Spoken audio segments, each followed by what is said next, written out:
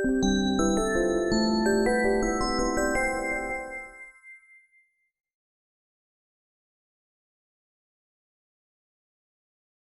бид энэ хэсгээр node буюу зангилаа хэрэгслийн тусламжтайгаар хэв дүрсийн зам буюу англиар path-ийг наривчлан засварлах тухай ойлголтыг үзэх болно.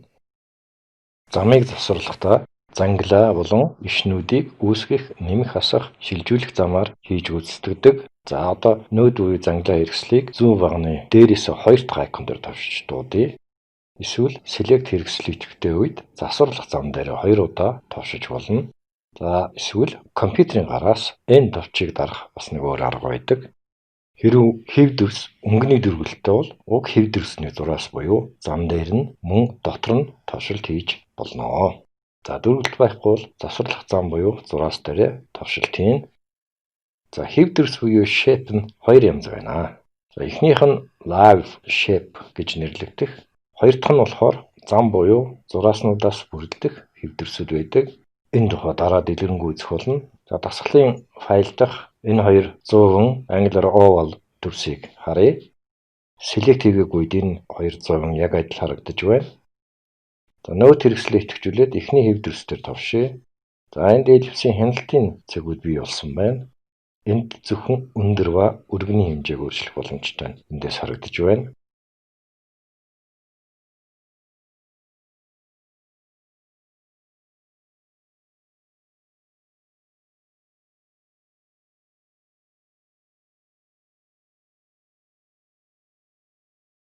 За нөгөө дүрс дээр нь товшъя. За энд хэв дүрсийг тохируулах боломжтой node буюу зангилаанууд байгаа нь харагдаж байна. Дээрх командын зурвасаас show path outline итгэцнийг шалгая.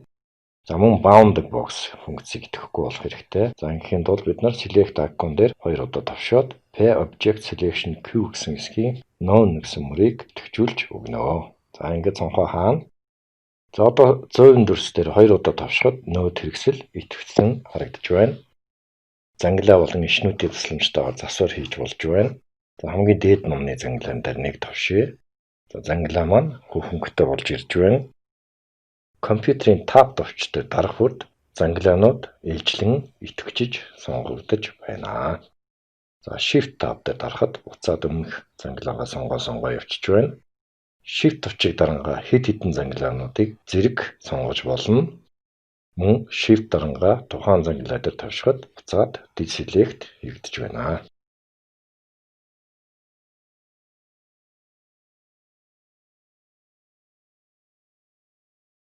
Дөрвөлжин хүрээ үсгэн доторх зангилаануудыг select хийж болж байна. Бүх зангилаануудыг сонгоёгүй бол Ctrl A товчны ослыг дарж бүгдийг нь сонгож болно. Сулгуу газар товшилт хийх эсвэл escape товчийг даран бүх зангилаануудаа deselect хий. За path буюу зураас зам дээр 2 удаа товшиход шинээр зангилаа үүсэж байна. Шинээр үүссэн зангилаа ус зураасны хэлбэрийг өөрчлөхгүйгээр бий болсныг харагдаж байна. 2 зангилааны хооронд шинээр зангилаа үүсгээгүүл за 2 зангилаагаа shift дарангаа сонгоод компьютерийн гарнаас shift I гэсэн товчны ослыг дарнаа. За shift I товчны ослыг дахиад даръя. За ийм байдлаар тэнцүү зайтай хэд хэдэн зангилаанууд үүсч бий болсныг харагдаж байна. Хуучин байсан зангилаагаа сонгоод shift D товчны ослыг дарахад уг зангилаан дээр давхар зангилаа үүснэ. Одоо дээрх зангилааг хажуу тийш нь болгоул өөрийн гэсэн иштэй байна. За зангилааг арилгая гэвэл 2 арга байдаг. Эхний аргыг үзье. Доод номны зангилааг сонгоод Ctrl Delete товчны ослыг даръя. За Ctrl Delete товч дарж зангилааг арилгахад дүрсний хэв өөрчлөгдсөн харагдаж байна. Delete хийх 2 дугаар арга нь уг зангилааг сонгоод за компьютерийн delete товчийг товшно. Зангилаа арилсан боловч сегмент хэв хэлбэр нь хэрхэн өөрчлөгдсөнийг харъя. За энэ зэрэглэх зангилаануудын ишнүүд нь уртссан байна. Мөн ном тойрог маань үл ялах цөлхийж өгсөн харагдаж байна. За зураасыг ийш тийш нь хөдлөхийн тулд зангилаа дээрээс дарангаа ийш тийш нь хөдөлгөнө. Мөн тухайн зангилаагаа идэвхжүүлээд компьютерийн гарнаас зүүн баруун дээш доош харсан сум бүхий товч дээр дарж алхамаар өөрчилж болно. Shift товчийг дарангаа компьютерийн гарнаас зүүн баруун дээш доош харсан сум бүхий товч дээр дарахад 20 пиксел зайтайгаар өөрчлөгдөх болно. За бүр наривчлан өөрчлөе гэвэл X, Y утганы мөрөнд зах утгуудыг оруулах боломжтой. За ямар нэгэн зангилааг сонгосон байгаа үед зургийг бүхлээр нь хөдөлгөөг бол боломжгүй. Space bar дээр нэг дарна. За select command итгэцэн тарагдж байна. За одоо зургийг бүхлээр нь хөдөлгөөд дахин space bar товчийг дарахад чааш үргэлжлүүлээд ажиллаж болно. Тухайн зангилаад харгалзсан ишнүүдийн тусламжтайгаар зам зураасыг өөрчлөх боломжтой. Inkscape програмд 4 төрлийн зангилаа байдаг. За зангилаа бүр өөр ингэсэн өрөмг онцлогтой байдаг.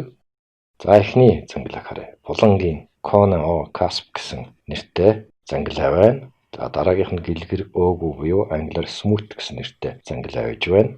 За дараагийнх нь symmetric. За мөн дөрөвдүгüөрх нь болохоор auto smooth буюу автомат гэлгэр өөгүй гэсэн нэртэй зангилаанууд энд байна. Сонгогдсон зангилааг эдгээр төрлүүдийн аль руу ч хувирах боломжтой байдаг.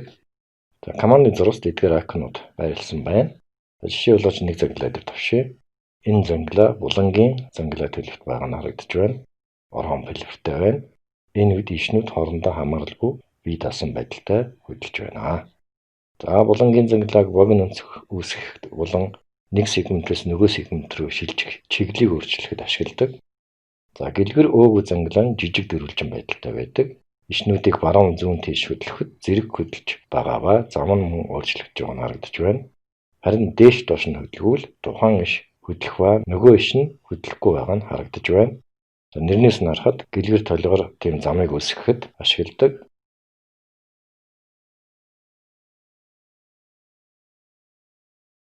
Дараагийн зангилааны төрөл нь symmetric зангилааны төрөл юм. За энэ үед ишнүүд хоёулаа адил байдлаар хөдөлдөг ба хэмжээ нь адил өөрчлөгддөг болно.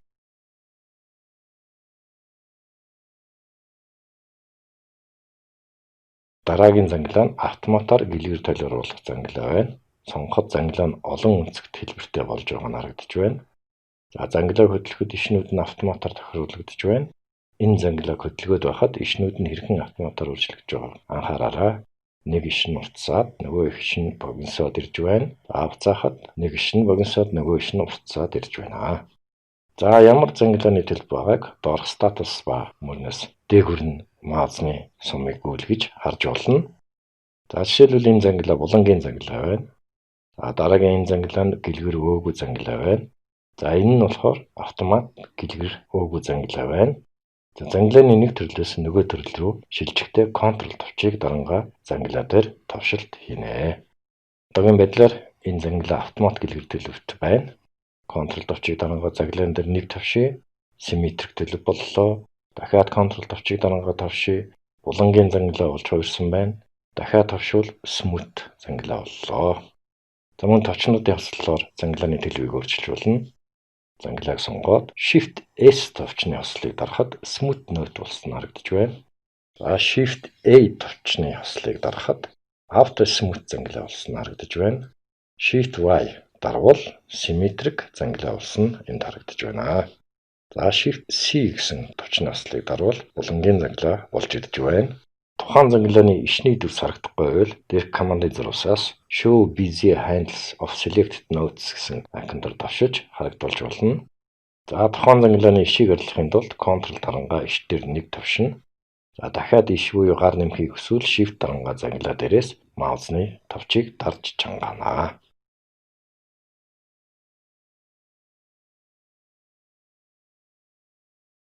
За одоо энэ зангилааг сонгоё. Symmetric зангилаа болгоё. Одоо компьютерийн гарнаас өгөх хэдэн командуудыг энд үзье. За зүүн тийш харсан хаалтын дүрстэй товч дээр дарахад цагийн зүүнний эсрэг, баруун тийш харсан хаалт дээр товшоод байвал цагийн зүүнний дагуу эргэж байна. Цэгний дүрстэй товч дээр товшоод байхад ишнүүд уртсаж байна.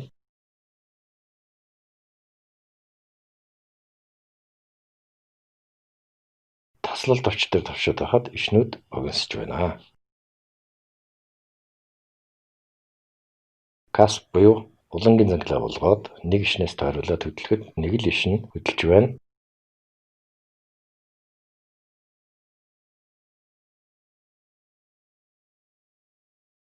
Хэрв Shift дарангаа эргэлбэл хоёр иш хоёулаа хөдөлж байна. За одоо замын сегментийг буюу хэрчмийг холбох, залгах, тайрах тухай ойлголтыг үзье. За энэ хоёр сегмент буюу хэрчмийг холбож өгье. Эхлээд хоёр хэрчмийг select хийн. За Shift товчийг дарангаа хоёр хэрчмээ сонгоно. олох гэж байгаа хоёр зангилаагаа дөрвөлжилж сонгож байна.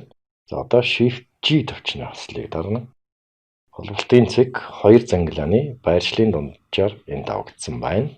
За хэрвээ тухайн зангилаа дээр хоёр хэрчмийг холбоё гэвэл өмнөх үйлдэлийн дагуу сонголт хийгээд холболт хийх зангилаа дээр маусын сумыг аваачингаа товшилт хийхгүйгээр дээр нь байлгаж байгаа Ctrl G төвчний хослыг дарнаа. Тухайн хоёр хэрчмийн хооронд шинэ хэрчим үүсгэе гэвэл өмнө үйлдэлийн дагуу сонголт хийгээд Alt G төвчний хослыг дарна. Хэрв хоёр хэрчмийн уулзах зангилааг салгая гэвэл тухайн зангилааг сонгоод Shift B төвчний хослыг дарнаа. За ингээд үзэхэд хэрчим маань зангилаанаасаа салж байна. Хоёр хэрчмийн хооронд хэрчмийг арилгахын тулд тухайн хэрчмийн зангилаануудыг сонгоод Alt Delete гэсэн төвчний хослыг дарна. Компьютерийн гарнаас өгөх дээрх бүх командууд нь энэ дээрх командын зурагт байгаа. Icon бүрийн дээгүүр нь маусны төвчийг үлгэн барихад тухайн командын нэрнүүд нь гарч ирж байна. За эндээ сонголт хийх боломжтой. За ийм байдлаар энэ хэсэг Note хэрэгслийн тусламжтайгаар зам зураас хэрчмийг олон янзаар өөрчлөх боломжтой бид харлаа. Энэ хичээлийг үзээд дараа нь олон удаа дасгал хийж өөрийн болгож авах нь чухал юм аа.